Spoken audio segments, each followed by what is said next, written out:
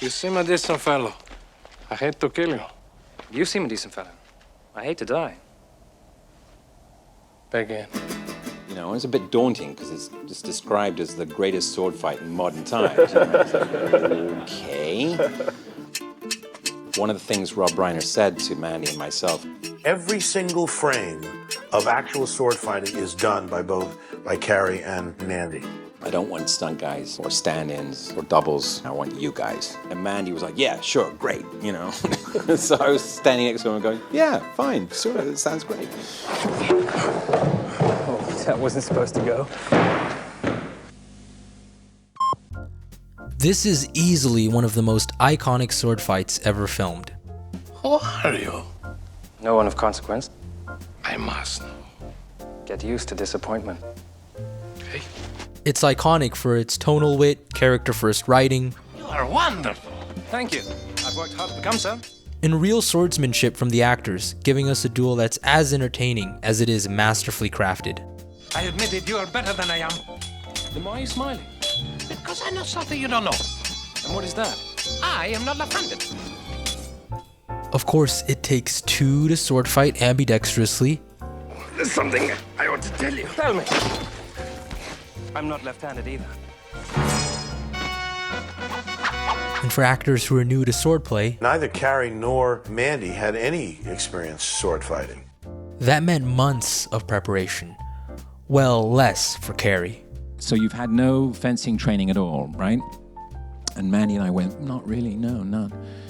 Turns out Mandy had been training for 3 months here in upstate New York. My job was to become the world's greatest sword fighter, and that's what I needed to do 24/7. You've done nothing but study swordplay.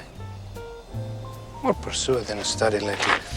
And I showed up for the first day rehearsal, and he's already like, and I went, that's so Montoya, you know, to like, yeah, I don't know what I'm doing, and you know. And of course, I had to catch up with him. But even with Mandy's head start, both actors were still learning the ropes, and the big question was whether they could pull off fighting with two hands. To make it work, they turned to Olympic fencer Bob Anderson and swordmaster Peter Diamond, who said, we don't think we have enough time to make you proficient right-handed, forget left-handed. So we've asked the producers to move the sword fight sequence to the very end of the film, and we've got a lot of work ahead of us. what began as a 1-month, 8-hour-a-day boot camp became 4 months of continued on-set work, where We trained every day, even while we were shooting, between takes. Bob or Peter were off camera with a whole bunch of swords, and the minute that Rob yelled cut, they would grab us, we'd go and train some more, and then the AD would come over and say, actually, we need you now. The makeup would be like, really great. with Bob and Peter's help, Cary and Mandy got up to speed, I do not suppose you could have sped things up. but too up to speed. They sped up so much that a 3-minute fight collapsed into one, prompting the director to say, That's it?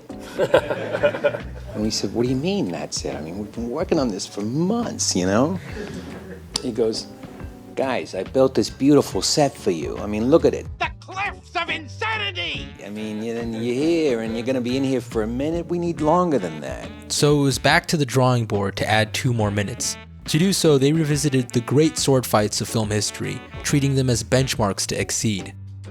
We looked at scenes of sword fights, and we find the most difficult parts, and we turn to Peter and go, can we do that? From there, they expanded the choreography with added flourishes and acrobatic detail until And we got it in the end, I think. You know, it was exciting. it took more time and practice than expected, but it paid off. The scene works as well as it does because of the cast's sincere commitment to the swordplay.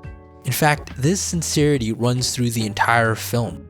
The Princess Bride's obvious affection and respect for the movies it parodies are what make it so endearing.